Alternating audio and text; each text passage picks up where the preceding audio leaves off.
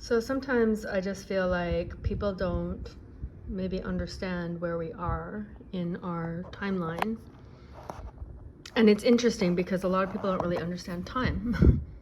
So as we're going towards Rosh Hashanah,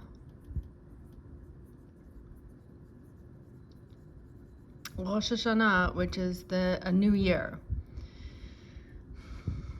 In Tishrei, it's when the world was created. But the Jews also have a different Rosh Hashanah in a way. We have more than one, by the way. There's different types of the first of the year. The first of the year for the world was Rosh Hashanah and Tishrei, which is coming up.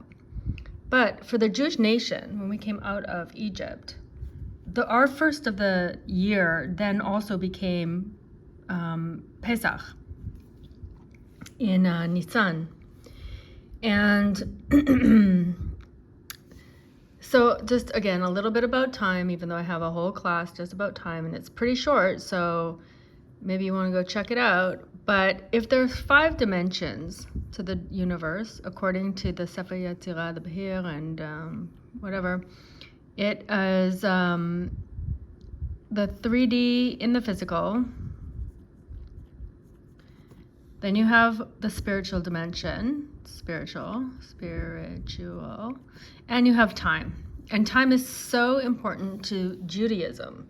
It's different in the different types of spiritual information, but if we're following just the holy information, so again, from God, He created Adam and Eve, and then there was some spiritual information that was kept throughout the ages, and it followed a certain line, okay? And it was entrusted to the Jews because of Avraham Avinu.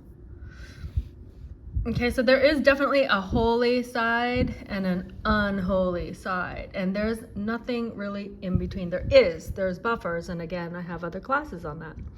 But for the Jew has to actually pick a side, because if you're not picking a side, then you are on this side, because this is the choice. The choice is to choose life, which is the Torah, which is to learn the Torah. That's what God actually tells us in the Torah. Choose life. Choose. You have to make a choice. You can't just not make a choice. And by the way, because this world is a mixture of good and bad, you have to learn how to differentiate between good and bad. And you can't just let that be according to your own brain with no higher wisdom, because you might get lost. And that's why God tells us in the Shema not to go after your eyes and your heart. No, don't follow that, because it will lead you astray. And it does. Just follow the Torah. Listen to what God tells you, and you'll go in the right path towards life. So there is only one Judaism, really. Hate to break it to everybody, but Reform Judaism is not really Judaism. It's not. It has some things similar to Judaism. Conservative Judaism is not Judaism, because there's main things in Judaism. These are the main tenets of Judaism: keeping the Shabbat, doing the Brit Milah, and keeping the Brit, which means you have to be careful about your sexuality, and you have to keep it in the holy, in the kadosh. I can talk a little bit more about that, but I mean, basically, you need to be married, a woman and a man married together, and having, keeping Torah Mishpacha, going to the mikveh, the woman after the menstruation, and There's lots of things that have to go, not just the actual brit of the baby after 8 days. It's putting on tefillin, learning the Torah and keeping it, and keeping the mitzvot. This is what a Jew was all throughout history until about 150, 200 years ago, when it was reformed. Okay, and then it became okay to say you're a Jew without actually doing anything that makes you a Jew. That makes you a Jew. Yes, you have a genetic component to the whole situation, But what really makes you a Jew is keeping all of God's Torah. That's the covenant. The covenant isn't just to be Jewish in name only. That doesn't really help you either, because it's not just about reward and punishment. It's literally about being able to see reality and elevate yourself. There is a creator to the world. You'll know that if you study Torah. And also, by the way, if you look into nature. If you look into nature and you look into reality, then eventually a rational person, I would think, would think that something intelligent created our reality. It's an intelligent creation. So again, Reform Judaism, Conservative Judaism, all the things that say you don't have to keep Shabbat. Modern Orthodox, okay, so you're Orthodox, you're in name only, because modern Orthodox these days too, it's like they've done away with the modesty requirement for a woman, or you don't have to, and also Chabad, which I think is a cult. The cult of Chabad, which believes that their Rebbe is the Mashiach, was the Mashiach, and is the Mashiach, even though he died, even though that's exactly like Christianity. I mean, what the only difference between Chabad and Christianity is the fact that they actually kept some mitzvot, even though they don't do it in purity. I mean, you can't just stand on the street and then slap on tefillin on everybody that passes by that says they're Jew, including a priest. That happened here in Jerusalem not too long ago, where a priest was like outside of King David's tomb, and he was leading a group of Christians, and some little boy was like, here, put on tefillin, because the guy said, oh, I think like my grandparents were Jewish or something. So that's not the way it is. Like, tefillin are very holy. They connect you to God. That's the whole idea. You can't just be tameh in a state of impurity with all your impurity on you and just slap on the tefillin and then you're good to go. And I mean, I know so many Chabadnikim, like, and I'm sorry to say this because I know there are a lot of very good people, but the fact that they don't care if you do tshuva, like, they don't care. They don't want you to keep Shabbat and keep your house kosher. Like, they just, seriously, it's a money-making opportunity. It's like they have branches. Yes, there are some good things about Chabad, of course, because it's mixed with good and bad. But I'm saying choose good, choose just the good, cut off all the bad. And we're going towards Rosh Hashanah, the new year of the year 5784. Okay, we're in 5783 right now. And we know from the Torah that we're only going to 6,000 years. Okay, so that's 216 years that we have left, and we're not going all the way. We don't want to go all the way. So yes, for Rosh Hashanah, you can ask for parnasa, for your livelihood, for health, for all the things that you ask for a good year. Maybe people are struggling a lot right now, especially with finances and stuff like that. Yeah, you can ask for help with that, of course. But why don't you just ask that this reality comes to its conclusion early, like it did in Egypt, when they were supposed to be in Egypt for 400 years, and instead they were only there for 210 years, I believe, 200, something around there. They got out early. It's like a get out of jail pass, because they called out to Hashem. They called out to Hashem and they asked him to save them. And there are other things that happened. For example, the women at that time were extremely modest. They weren't wearing wigs that looked exactly like hair and saying like, oh, well, at least we're covering our hair. You're covering your hair with nicer hair. You're like a 70-year-old woman and you're covering it with long, beautiful hair. Like please, you guys, like, it's not like, yeah, you can stay in this circle of the matrix, or you could just choose to be a Jew. Choose good, choose life, learn the Torah, and like do the maximum that you can, not the minimum that you can. You do the minimum that you can. Like, I'm not saying that that's bad. It's just not, like, it's kind of lazy. It's lazy. So yeah, you can get up at 10 o'clock on Shabbat and go and do shacharit and like, thank you, like, that's great. But Shacharit is supposed to be done at Amuda Ashacha, when the dawn comes. That's way earlier. You know, that's your nets crowd, okay? So I'm talking about time. At least I tried to start talking about time. Because a lot of people say, what are you talking about? The world is only going to be 6,000 years old, when over here, we know it's billions of years old. Billions of years. How do you reconcile that? It's 2023 AD over here in the 70 nation. Okay, so if your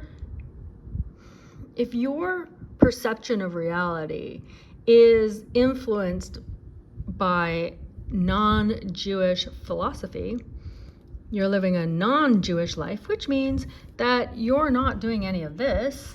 You're not living like a Jew.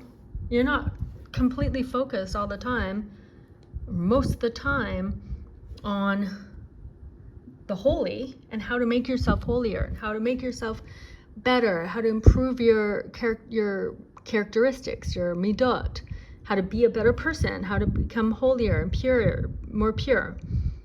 Okay, so then you may be mixed in over here to some degree, to whatever degree it is. And again, even people who are keeping Shabbat are like, oh, I have my foot in both worlds, they think. But if you say that you have your foot in both worlds, you're actually in this world. You're actually in this reality of the 70 nations, because you have to make a choice. You have to make a choice. You have to choose this. And again, I don't really have that much time left, and we know because God promised us that there will be a redemption. That's what all of Judaism is about the final redemption, and we are waiting for it. And so if you are just, I don't know, it just seems like a lot of people just don't really believe in that. They don't really believe, or that it's not going to happen within our lifetimes. But it literally is just up to us. So it could happen in our lifetimes if we just all wanted it to happen in our lifetime and did the things that we're told that we need to do to make that happen in our lifetimes, which is mainly teshuvah.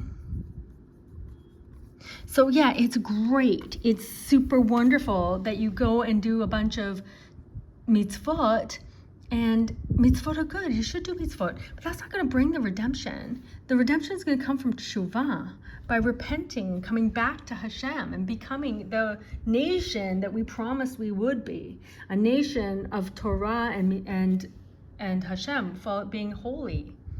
Okay, and the time situation here is interesting because I don't know how much to try and explain this because it's complicated. But there is a book by Gerald Schroeder, I think his name is. I can't remember, and I read it. I don't have it. I must have lent it out, but I don't have it anymore. I did have it. And I also went to one of his lectures once. And it was very interesting because he was just talking about relativity and the expansion of the universe. Okay, time and space is expanding. And when you're inside the system, this is a system that is happening, let's say, within the expansion of the universe. And as time and space, they're linked. And from the starting point, okay, so let's say if scientists or whatever want to call this the Big Bang, which most scientists don't believe in that anymore anyway, but let's just say, because most people have like a very basic understanding of things that they learned in high school, and then they never refresh that. So they think they understand biology, they think they understand whatever they think they understand, but they're not current on it. You haven't like kept up with that. Same thing with the Torah. Maybe some people learned that when you were in grade school and you think it's a nice story, but if you learned it as an adult and you had a different perspective, you would see how it's extremely complicated and beautiful and perfect. It's not just a bunch of stories. But anyway, so in Judaism, this is in mima. No, in yesh me'ain. Yesh me'ain. Something from nothing happened here. And that's when God did the creation, which happened in 6 days. Okay, think about why everybody's week is 7 days. Not just the Jewish week, but like literally the whole world is 7 days a week. Why? because the world was created in 7 days, and the 6 days, and then the 7th day was Shabbat. So when you're inside the system, it's a different, let's just say, speed of time is ticking differently than it is from the starting point. And let's say Hashem is outside of this system, obviously, because he created it. So for him, one of his days is equal to 1,000 of our days, first of all. So anyway, Professor Schroeder, Gerald Schroeder, I think his name is. I'm so sorry that I should have looked that up before, but I didn't know I was really going to talk about this. But he explained this, and it makes sense. He explains it how if you calculate, and he calculates it because he's an astrophysicist, I think, and I am not. But if you calculate it, then it makes sense. Like it adds up to the same, like 14 billion years or something, whatever it is. But also, so that's from this perspective, but also for the Jews, because our timeline is also different. And it's because Hashem took Avraham outside of the system. He showed him outside of the system. And our system is this system. There's only 6,000 years outside of this system for the Jews. Our year is 5,783 right now. And when we get to Rosh Hashanah, it's going to be 5,784 out of 6,000 possible years. Then God promised us that the Mashiach will come and we will be redeemed. But we don't have to wait out these 216 years. Could happen at any time. It just depends on us. It literally just depends on the Jews. If all the Jews did tshuva and came back to God, he would just save us. Like, I don't really understand why people are just like, you want to just keep going? Like, okay, I'm not saying there's not great things in the world, but not really. I mean, and it's going towards chaos. And it's going to chaos because there's a lot happening in the world, which I also go into in detail in other classes. But for the Jew, there is a choice to be made. You can't sit on the fence. You have to choose. You have to choose life. You have to choose the Torah. And why do you have to? Because in Judaism is a different philosophy. Judaism has kept the information from the beginning. It was handed down, it was given to us through Abraham, which was given to Isaac, which was given to Yaakov, who became Israel. And he had 12 sons who were all saints, and one of them was Levi. And Levi, even in Egypt, was not a slave because he kept basically this information. And he kept separate. He didn't get mixed in. He didn't get confused. He didn't reform his ideology for himself to make it more convenient to live amongst the Egyptians. No, he just wanted to be a Jew. He kept himself separate. He was in Goshen, and he was free. From Levi, from the tribe of Levi, came Moses, who was a spiritually enlightened being. And Moses brought us the Torah, and it was kept, handed down from generation to generation to generation to generation. And by the way, there we became the nation of Israel. And there is no nation of Israel without the Torah and without God. You want to be Am Chofshi Ba'artzenu? You want to be a free nation in our land? What does that even mean? Why does this land even mean anything? Why does the land of Israel, the land, why is that even important to the Jews? Because of the Torah. Because of the Torah. If not for the Torah, then why be here at all? That it doesn't make any sense. Like the contradictions are just like shocking. I talked to somebody who was like, very Zionistic and whatever. And you know what? Before I learned Torah, I was also Zionistic. Thank you for confusing the situation. But the whole point is, like, if if you think that the Torah is not true, and so if you think it's not true, then you don't keep Shabbat, you don't do the bris, or you don't keep the bris, you don't keep your sexual, you don't keep it holy, you don't do tefillin, you don't learn Torah, you don't do mitzvot. You may be a good person doing good deeds, but they're not mitzvot. So if you think if that's the case, okay, you don't believe in the Torah, then what does this land mean to you? It can't mean anything to you. That doesn't make any sense. Oh, everyone's all upset now because because of the, well, not now. They've always been upset that the religious Jews don't send their kids to the army. Well, you know what? You wouldn't have needed an army if you had just set up this state of Israel, the modern state of Israel. You wouldn't have needed an army if you had just set it up in Uganda. If the Torah doesn't mean anything and it's just a nice storybook, then why not go to Uganda? Why did you have to do it here? And now here, that just created a whole bunch of problems for the whole world, continuously, and for the people of Israel. And now what you have is a secular state of Israel that basically hates the Jews, which is another reason they say they set up the state of Israel. To save the Jews, so never again, never again. And now you are never again. Now you are the people who hate the Jews. Now you are the people that hate the people that keep Shabbat, that look differently. If you were in Mitzrayim, you would hate the Levim. Probably if you were in Germany, you would hate all the religious Jews, because that's what's happening here in the state of Israel. But if you do think that the land is important and you had to actually come here, Dafka, you couldn't do it in Uganda because this land is our land. Why is this land our land? Because of the Torah. So you do believe in the Torah. Oh, okay. So you do believe in the Torah, but now you just don't want to do any of that thing. Like, it's kind of stupid, right? So you can't just be all over the place in your thinking. Sharpen your brain and pick a side already. Pick a side. Pick a side. You know what? Pick this side. Pick this side, because this side is going towards chaos. It always does. It always does. This is the flood generation. Okay? This is Sdom. You just have to learn a little bit of Torah to see that this is all happening in our world today. That the fact that they're putting into laws things about, things that you would never have thought that they would put into law before.